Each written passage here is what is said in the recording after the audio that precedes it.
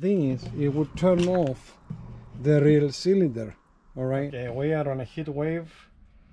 Temperatures, they're going really close to 40 the last 2 days. So on the bike, I couldn't even stand the heat on the rear on the traffic light in Athens when I was like, you know, yesterday. So I went online and find out that we can actually turn off the rear cylinder that it's burning. Really, it's burning on a traffic light. On the right, the bike is fine. Don't take me wrong, but I have figured out that we can actually, they have a system to turn off the rear cylinder and cool the bike down a little bit. All right, so let me show you how to activate that. Okay, so this, they call it engine idle temperature management system, and you can find the abbreviation is like EITMS, engine idle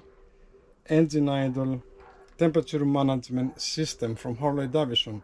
Okay, I have read that this goes from 2008 all the way to 2024 bikes, but check your manual, maybe goes to earlier models. But I'm gonna show you on this particular bike how the thing works.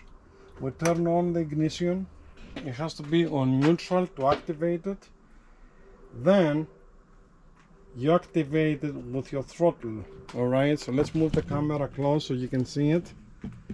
I'm sorry, we turn on the ignition first. All right, then we activate it with the throttle. We move it backwards and we count to 5. You see the green light blinking there? You can let it go now. Okay, it's activated. This is the same light on your cruise control, all right here. It's activated. Now, when you stop on a traffic light, I'm gonna put in a text when the thing works and when it doesn't work, okay?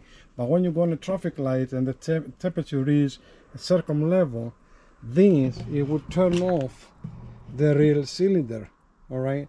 And you're gonna feel the idle different. When you feel the idle different, that means it's activated. You're not gonna see nothing on the display. On the newer bikes, you can actually click info, and you can see it here if it's activated or not on the display you have here on the newer bikes. Okay, to deactivate it now, it's very easy. Also, you put it on neutral, bike has to be on stop, okay, and then you turn this again 5 seconds, 1 2 3 4 5, and you can see now the thing is orange. You can let it go right here and it's deactivated.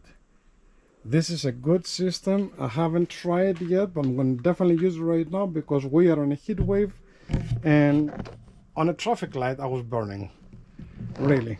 Let you know in the first line comments how the thing work on a test ride I do a little bit later on today.